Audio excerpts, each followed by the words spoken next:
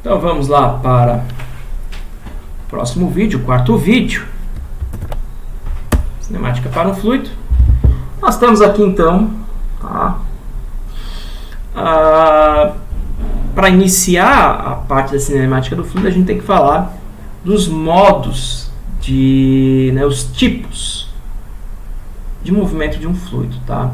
Um fluido, tá? Quando você pensa no fluido, você tem que pensar numa partículazinha, uma gotinha, por exemplo. Eu vou pegar essa gotinha quadrada para simplificar a situação, a ilustração, tá? Essa gota quadrada aí que vocês têm, ela pode simplesmente ir de um lado para o outro sem mudar a sua forma. Essa situação nós chamamos de translação, tá?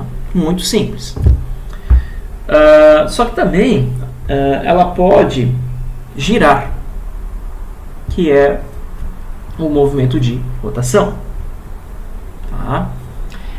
Essa gota, claro que a gente está falando do líquido, que é incompressível, mas nesse momento vamos esquecer da incompressibilidade de uma gota de líquido. Tá? Vamos pensar que possa comprimir. Ela pode sofrer o que a gente chama de deformação linear. Ou ela pode ficar maior, tomando a mesma forma, ou menor, ainda preservando sua forma, conforme está ali escrito em deformação linear. Então já caracterizamos aí as 3 formas de movimento e vamos para a última, bastante relevante, que é a deformação angular, que é o cisalhamento. Então o quadradinho ali ficou tortinho, como vocês podem ver, conforme aí está a ilustração, beleza? Então essas são as 4 formas. Tá? Quando você vê uma partícula de fluido imersa, você pega lá, por exemplo, agora um escoamento de um rio. Tá? De repente você vê um quadradinho imaginário de líquido envolto do resto do líquido do teu leito do rio. Da água do rio, melhor dizendo. Então, o que acontece? A interação com a vizinhança vai fazer com que ela se desloque de acordo com o sentido do escoamento do rio, perfeito? E que ao mesmo tempo ela sofra as deformações e o fenômeno também de rotação ao mesmo tempo, tudo junto e misturado. Então, depois de um tempo, por exemplo, aqui nessa ilustração, agora sim, aqui embaixo, se você imaginar o teu quadradinho quadrado, ele está sendo empurrado pelo líquido que está em volta, vizinho, ele fez essa trajetória, conforme essa ilustração, e se esse tempo for muito curto, ele girou e deformou, conforme está aqui. Tá? Sofreu aí deformação linear, angular, translação e rotação. Os 4 tipos de movimentos possíveis. Tá? Aqui nós colocamos o sistema coordenado. Então, no intervalo de tempo t, nosso cubinho estava aqui. Depois do intervalo de tempo t mais ΔT, nosso cubinho parou neste ponto aqui. Tá? Dito isso, então, o que acontece? Eu quero saber a velocidade desta partícula de fluido. Então, a velocidade de uma partícula de fluido, como é que pode ser determinada? Simples. Definição da derivada é o quê? O quociente de Newton. Então, este ponto menos este ponto dividido pela diferença de tempo entre eles, que é pura e simplesmente ΔT. Faz o ΔT tendendo a zero, então este ponto ele vem, volta a caminhar para cá. Nós obtemos então que a velocidade da partícula é a derivada do vetor posição, que é o r, no tempo. Lembre, eu coloquei um D maiúsculo aí. Esse D maiúsculo significa derivada substantiva. Até vou... Acho que é interessante eu fazer isso aqui,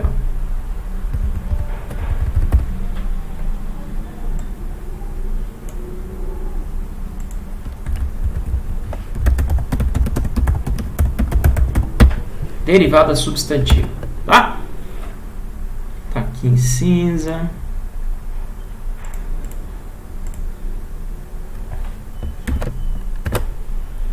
Certo.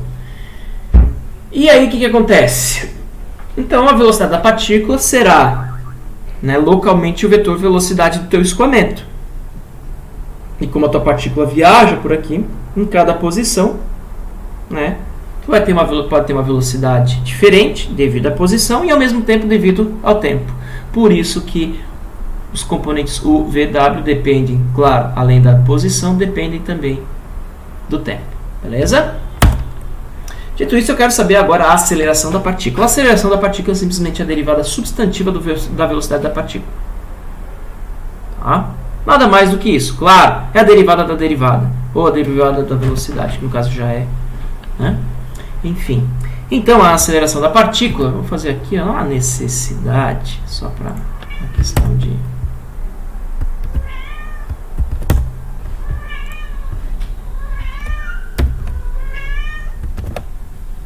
Está aqui. A aceleração da partícula.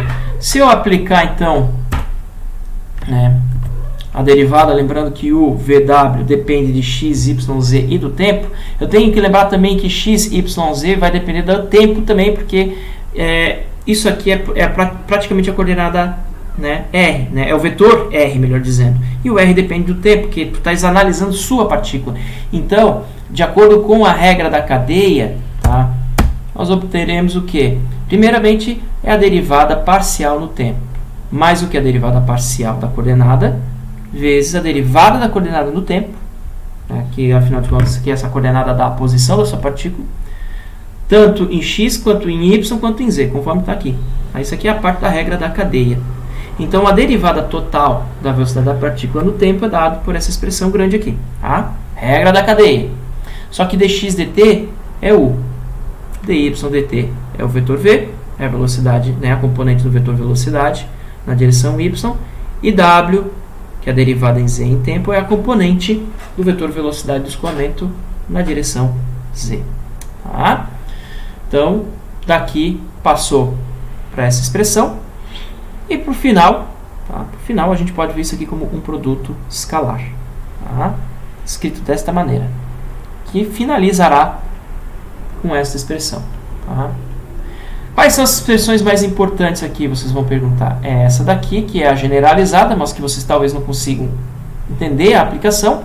E essa daqui, ó, em coordenadas cartesianas, vou até botar a cor verde aqui, ó, para destacar para vocês, mostrando a sua relevância, tá?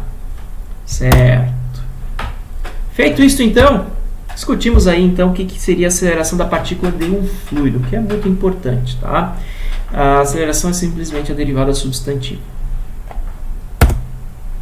Temos também aqui agora a rotação, tá, da partícula de fluido. A rotação da partícula de fluido, a gente sabe que, por exemplo, nossa partícula de fluido quadradinha, como nós tínhamos, ela pode sofrer rotação e aqui até mesmo um cisalhamento, tá? Mas vai girar um ângulo beta e um ângulo alfa, tá? Esse ângulo beta e esse ângulo alfa, tá, eles podem ser escritos como o rotacional. Esse operador é rotacional, tá? Isso aqui pode ser escrito assim, ó.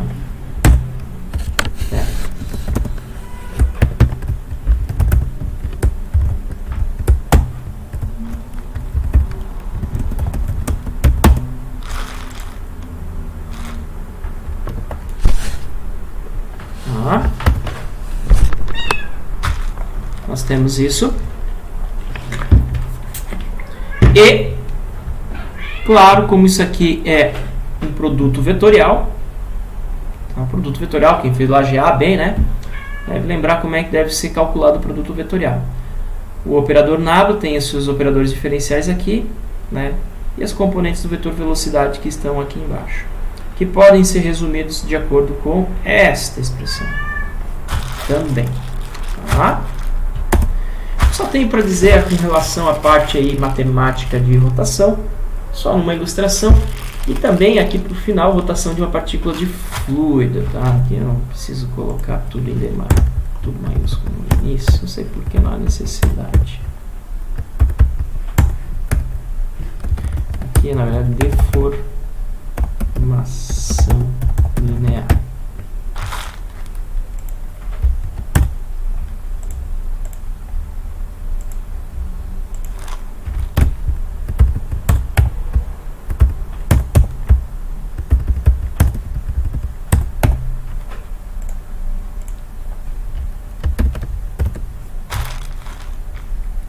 Pronto.